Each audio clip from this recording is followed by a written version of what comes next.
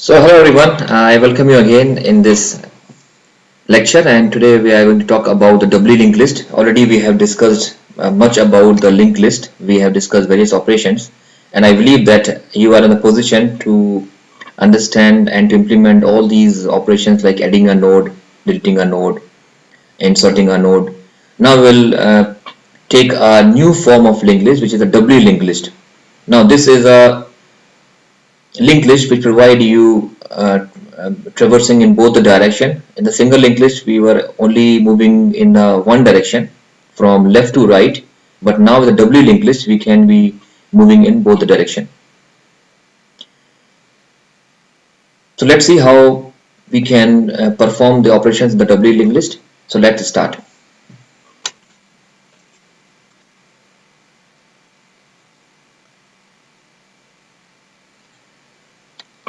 So doubly linked list. Doubly linked list is also said to be a two-way list, and the single linked list is also said to be a one-way list. Now why this is two-way linked list? Because we are provided a provision to move in both the direction. So we can move in either way, from left to right and from right to left. This is a little complex structure as compared to a single linked list, because here the node contains three fields. It contains data, it contains pointer to the next field and the pointer to the previous field. So if we have a look in the previous case, in the single linked list we have two fields. One is for the data and the other is for the address. We are referring it as an info field and next field in our logic, in our code.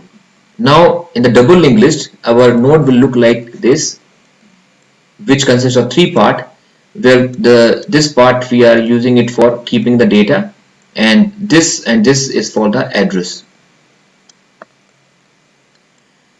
So here we can name it previous, and here we can name it, let's say, next. So the meaning of this is this will contain the address of the next node and this will contain the address of the previous node. So if I make my linked list, or you can say doubly linked list, in that case the structure will look like this.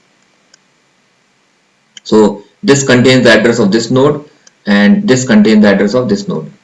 This contains the address of this node, this contains the address of this node, and the last node contains no address, and we will mark it as a null. That means there is no further connection.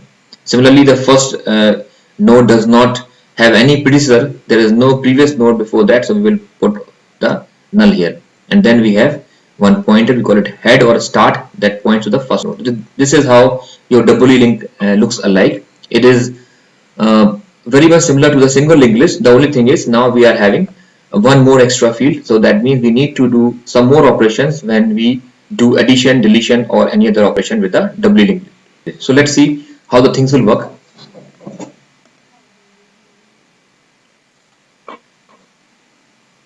Okay, so just have a quick look that this is how it will look like, as we already have shown to you.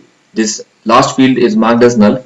Here the first node previous field marks as null. So this is your previous field and this is your next field.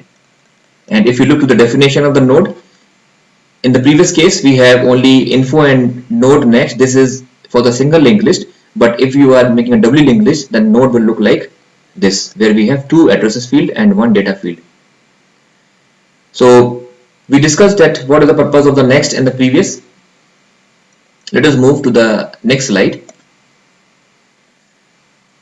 So the very first operation that we do with the linked list is the insertion. And when we do insertion, then insertion again have some different cases. You might be interested to insert a node in the beginning, or you want to insert at the last, or somewhere in between the first and last.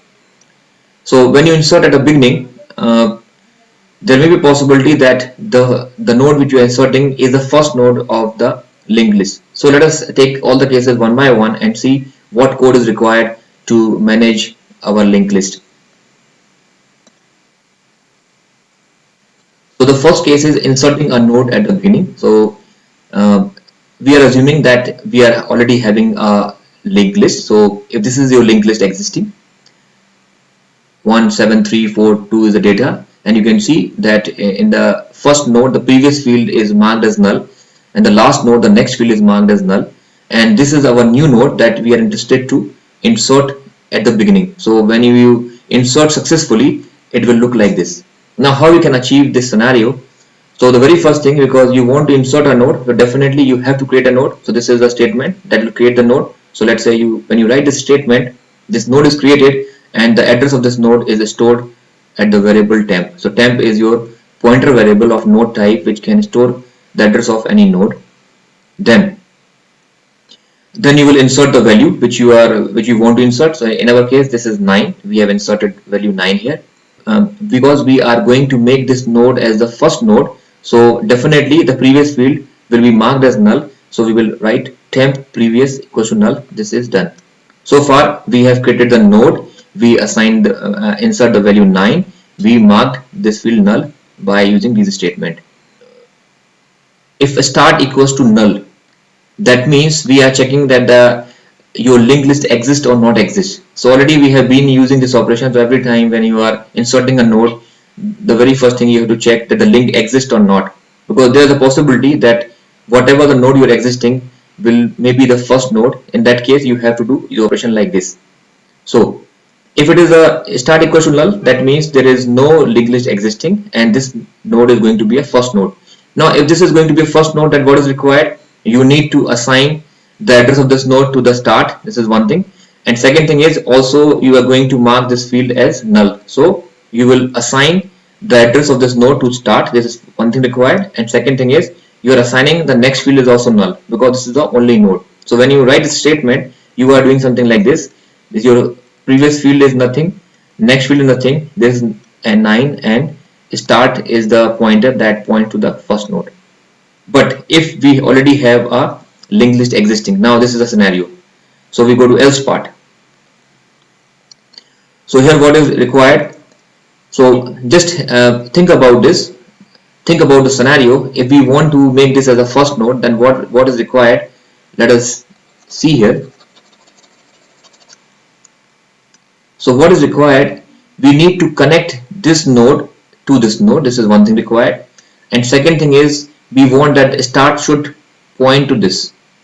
Okay, now how we can connect this new node to the first node of the previous list? So what we can do is, you can see here, we can in the temp next field we write the start.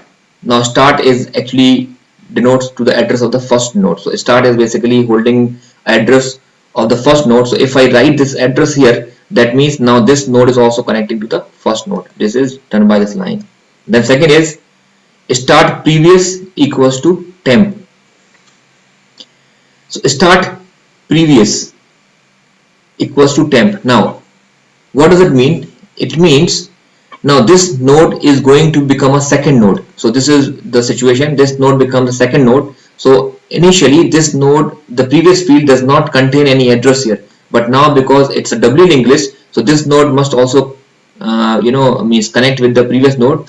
And so what we will do here, we will write the address of the temp. So temp is the address of the new node. So I will write the address of temp in the start previous, means here I will write the temp, so it will connect to this. Already we are connected from here to here.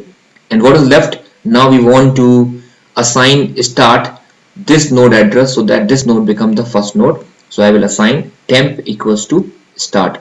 So now everything is done.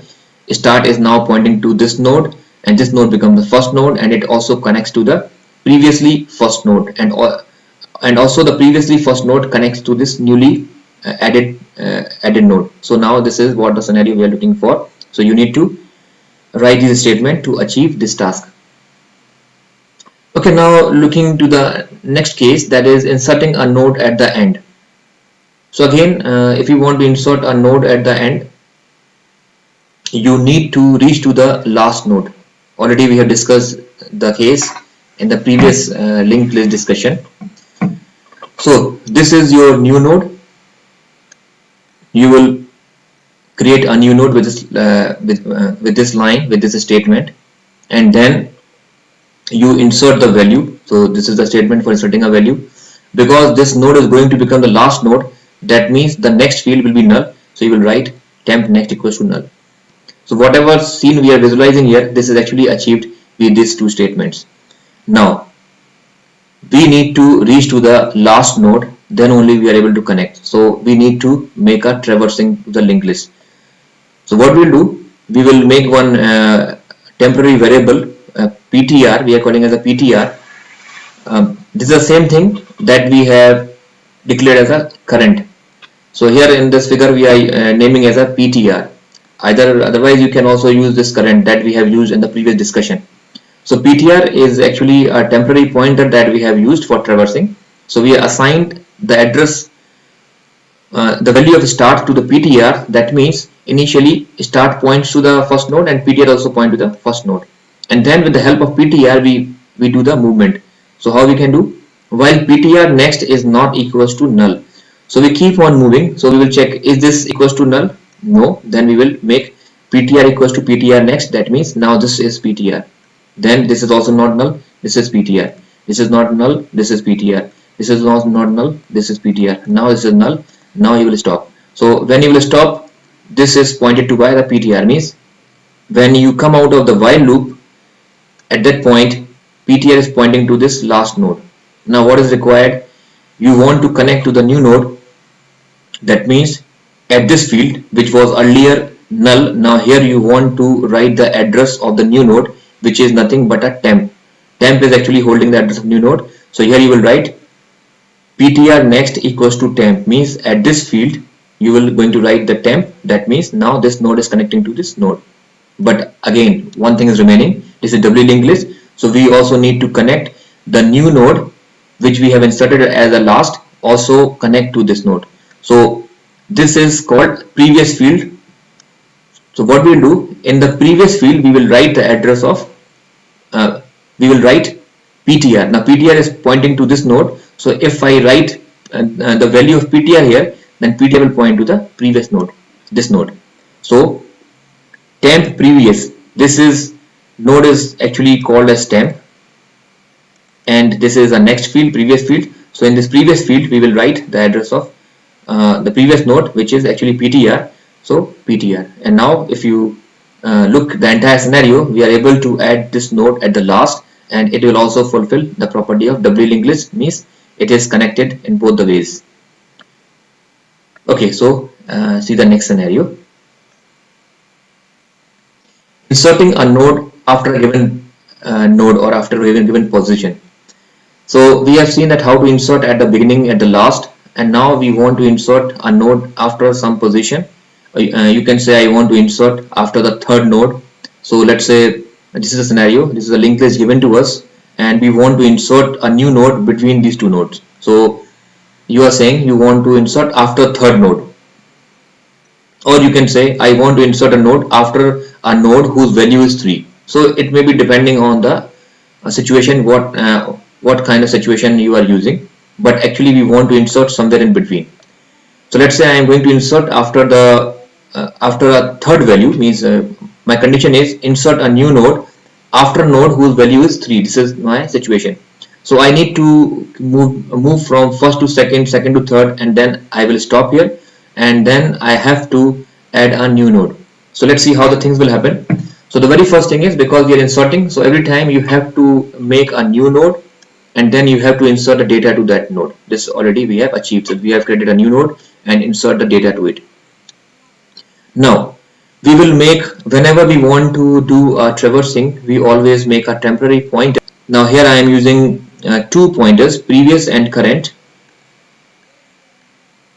Now what actually we are looking for, because we want to insert after this node, so actually we want to track the two nodes, this node and the next immediately next node, because this is something going to be inserted in between. So I want to point to node this and this, and we already know that how to track these two nodes with the help of the temporary pointers like current and previous. So you keep on moving, and until your previous match the condition, you keep on moving. So let's say I am looking for value 3. So I will say, is my previous node value 3? No.